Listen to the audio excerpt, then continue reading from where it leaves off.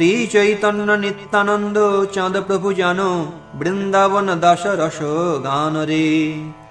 ইতি শ্রী চৈতন্য ভাগবতে আদি খণ্ডে শ্রী গৌরচন্দ্র জন্ম বর্ণনং নাম দ্বিতীয় অধ্যায়। তৃতীয় অধ্যায়ের সংক্ষিপ্ত সার। কোষ্ঠী গণন। শ্রী চৈতন্য মহাপ্রভু তার আবির্ভাবের আগে চন্দ্রগ্রহণের ছলে হরিনাম সংকীর্তন প্রচার করার পরেই এই জগতে আবির্ভূত হলেন। এমনকি যারা জন্মেও কোনোদিন ভুলবশত হরিনাম করেনি, তারাও সেই দিন উচ্চস্বরে হরিনাম করতে করতে গঙ্গা স্নান করলেন। 10 দিক হরিধ্বনিতে পূর্ণ হল। জগন্নাথ মিশ্রের গৃহে পুত্র জন্মগ্রহণ করেছে জেনে প্রতিবেশীগণ ও আত্মীয় স্বজনবৃন্দ তার গৃহে আসতে লাগলেন। শচীমাতার পিতৃদেব নীলাম্বর চক্রবর্তী ছিলেন এক মহান জ্যোতির্বিদ। তিনি জন্মলগ্ন দেখে বললেন যে এই বালক সর্বগুণে গুণান্বিত হবে এবং বিদ্যায় বৃহস্পতিকেও পরাজিত করবে। অপর এক বিপ্র মহাজন শ্রীমন মহাপ্রভুকে দর্শন করে বলতে লাগলেন যে এই শিশু সাক্ষাৎ নারায়ণ। এই শিশু ভাগবত ধর্মের স্থাপন ও প্রচার করার মাধ্যমে সর্বজগৎকে উদ্ধার করবে এবং শিব সুখ আদির আকাঙ্ক্ষিত বস্তু প্রদান করবেন। এমনকি যবনেও এর শ্রীচরণ ভজনা করবে। অনন্ত ব্রহ্মাণ্ড ব্যাপী এই শিশুর যশ কীর্তিত হবে। এই বালক শ্রী বিশ্বম্ভর ও শ্রী নবদ্বীপ চন্দ্র নামে খ্যাত হবেন।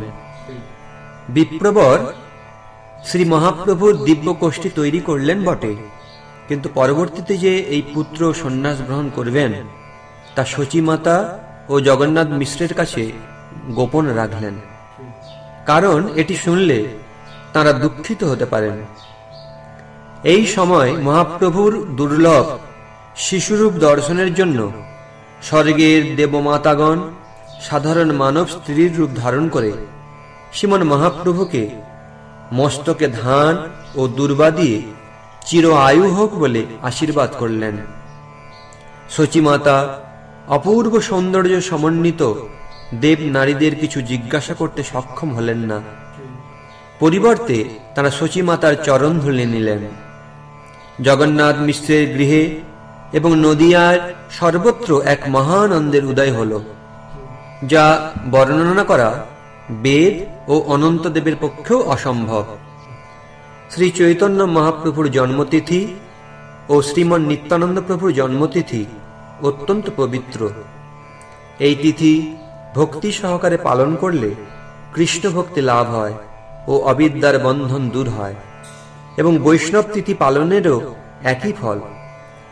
এই অধ্যায়ের শেষে গ্রন্থকার আশীর্বাদ করেছেন যে যিনি এই চৈতন্যের কথা শ্রদ্ধার সঙ্গে শ্রবণ করবেন তিনি ভক্তি লাভ করবেন এবং শ্রী চৈতন্য মহাপ্রভুর সঙ্গে জন্মে জন্মে অবতরণ করতে পারবেন। তৃতীয় অধ্যায়। প্রেমধন রতন প্রসার, দেখো গোরা চাঁদেরও বাজার।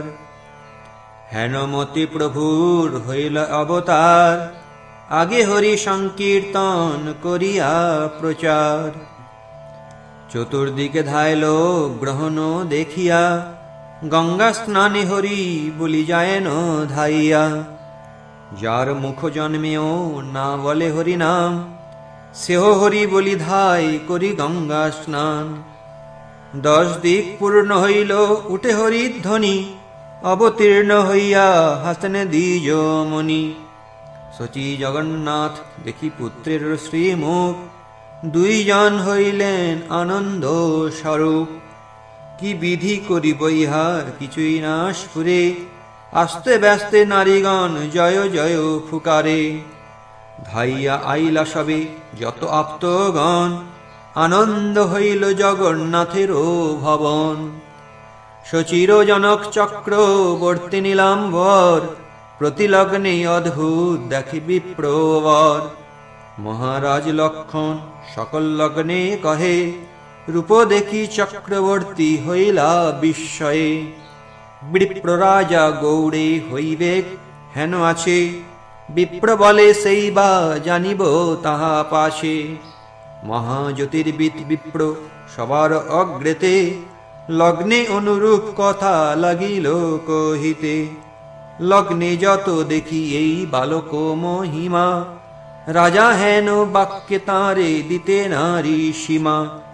বৃহস্পতি জিনিয়া হইবে বিদ্যাবান, অল্পেই হইবে সর্বগুণেরও নিধান। সেইখানে বিপ্ররূপে এক মহাজন, প্রভুর ভবিষ্যকর্ম কর এর কথন।